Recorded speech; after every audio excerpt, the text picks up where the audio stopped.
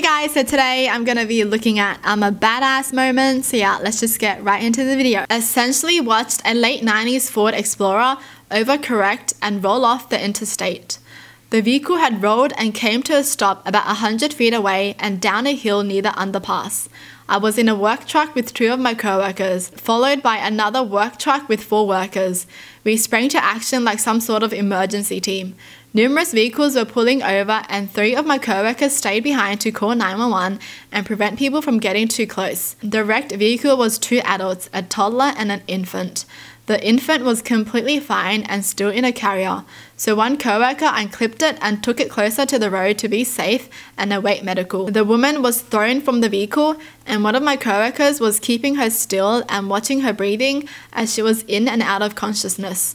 My task with my other co-worker was to attend to the man and the toddler still in the vehicle. The man was pinned by his door and steering wheel and was pouring blood and screaming my baby. I sent the co-worker to him after we disconnected the car battery. I pulled the toddler out of the vehicle. The little boy was completely unconscious, bleeding from his mouth, nose and maybe eyes, not breathing.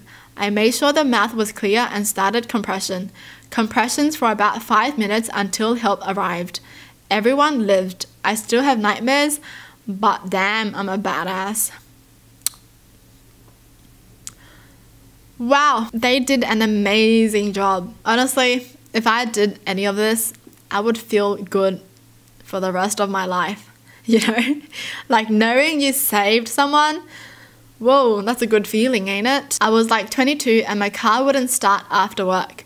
Lots of Googling and thought maybe it's the starter. Used the tools in my trunk to remove the starter. Walked to the parts store and had them test it. It was bad. Bought a new one, installed it and drove home. Felt good to not have to call my dad or boyfriend to fix my car. This girl is amazing. I wish I could do that, but I can't. Yo, that's amazing. Honestly, amazing. I just relocated and extended the outdoor water tap for my 70-year-old widowed neighbor, and when I turned the water back on, nothing leaked. That's good, you know. That's always the best thing, knowing you did something by yourself without calling for help, you know. Oh my gosh. You know what I love is building furniture. You know how you buy like new furniture and you have to build it from scratch and there's like instructions on the booklets? Oh my gosh, I love it. It's such a nice feeling to just know that you built something, you know. Like you come in and you're like, that was the chair that I built. This was the bed that I built by myself. It's just a good feeling. I was at a party and apparently some guy had a problem with me.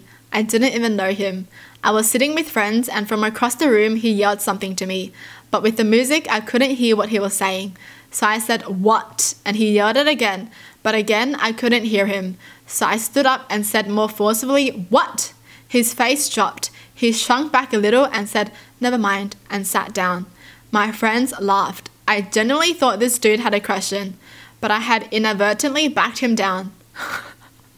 He must have had like a big built then, you know, for the guy to just, to just sit down. That could have ended wrong though, if the guy just wanted to fight.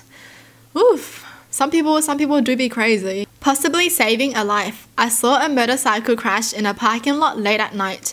No one but me went to check on the guy. Everyone else was just standing around looking. Dude had a compound fracture in his leg and blood was pouring through his jeans onto the ground. I used my belt to tourniquet the leg. The ambulance didn't arrive for another 2 minutes, so I might have saved him from bleeding out. Thank you for going up and, you know, checking on the guy. What? No one checked on the guy? Everyone was just standing around looking. I thought we learned not to be the bystander. I saved my husband's life using the Heimlich maneuver on the first try, never having done it before. Wow. So you push from the stomach? Yo, that's honestly scary though. But do people ever get to practice this? Like, how do they practice? Like, you know how like CPR and like compressions, you can practice on like a dummy and stuff, right? But this, who do you practice it on? Do you just do it when someone is choking, like actually choking, so there's no practice, so that's the only time you actually do it? Like the first time you actually doing it is when someone's actually choking? You know what I mean? Like there's no practice for it. My brother and I had some friends over at my parents' house while we were home for a visit. We were hanging out in the backyard, and at the end of the night, I was alone with one of brother's friends. He started coming onto me, grabbing me and being way too forward and gross. I told him repeatedly to stop and to leave, but that just made him more aggressive. He eventually knocked me down and had me pinned on the ground. I eventually managed to choke him out just enough that he fell over, then kicked him a bunch of times. He got up and came at me again. I shoved him back over and over till we reached the end of the driveway. The whole time he was still trying to grab me and laughing at me. Eventually I just swung at his face and ended up breaking his nose. I felt it crack on my hand and blood went everywhere. It was sickening but also euphoric. He ended up running away after that. He got his butt beat by a girl after trying this. Oh my gosh. Oh, this pisses me off. I honestly hope he got charged for that. Literally assaulting her. I saved a life as a 911 dispatcher. My address is blank. My name is blank. And I think I've just developed a penicillin allergy. The call started off normal enough. 50s female took penicillin and was now breaking out in hives. As the call went on, she got harder and harder to understand, both because her tongue was swelling and because she was more and more confused. I'm in the basement. Will they be able to find me? I don't know if my door is unlocked. I'm gonna go unlock it. No, stay in the basement. I'll tell the paramedics you're down there. They'll find a way to get in. I wrote a note to my partner. He was dispatching the ambulances. Patient in basement. Door may be locked. Why did you call me? Can I hang up? You called me, Miss Patient. You're allergic to penicillin. You called 911. The ambulance is on the way. As the paramedics called on scene, I heard a clunk and the tone of a button being pressed. That's not good. About one very long minute later, the paramedic picked up the phone. It's me. We're here.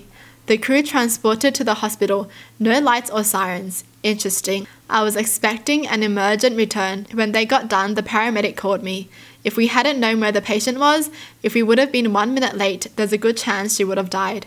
Thanks for telling us where to go. Well, good on this person, seriously. I've always found it so terrifying, kinda, to be like a 911 dispatcher because like you hear everything going on. I feel like you have to have like a really strong mentality and like you have to be very, very calm as a 911 dispatcher, and you know, you just have to be very patient as well because sometimes you have to ask them questions but then the person is just panicking and they can't really answer you straight away, so you have to keep repeating yourself. So scary though, honestly. There was a small group of freshmen standing around a locker trying to get it to open, but it was jammed. I stopped and said, I can get that open for you. Put in the combination. So this petite freshman girl spins the combo and I say step back, and I punched the locker as hard as I could next to the lock. To my everlasting surprise, the door popped right open. So I said, there you go, and immediately walked away. I'm 6'8" and a giant dork. So I felt like a super big, cool, tough guy that day. Oh. Oh my gosh, I'd be like, that's kind of attractive. That's actually really attractive, honestly. I went to the shop to buy a new bike, and I went there on my old bike. I came back home riding my new bike and holding the old one with one hand. Everything was going fine until the bikes abruptly turned sideways and sent me flying over the handlebars. I ducked forward, landed on my shoulder, and in a continuous roll, I got back on my feet and did a thumbs up to appease a startled passerby.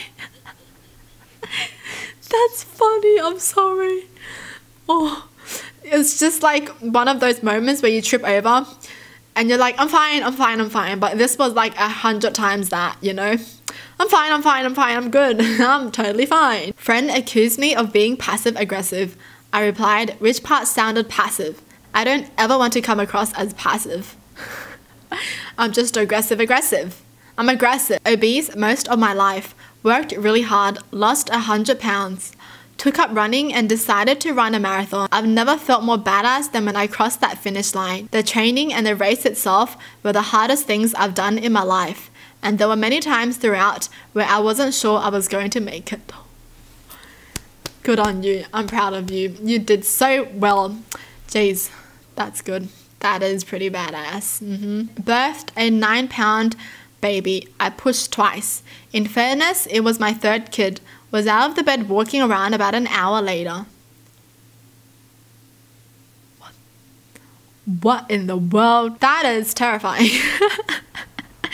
Yo, I've always found childbirth terrifying. Jeez. Well, that's it for the video. Hope you guys enjoyed. Tell me in the comments down below what your thoughts are. And as always, thanks for watching. Hope you guys liked it. And I'll see you guys next time. Bye.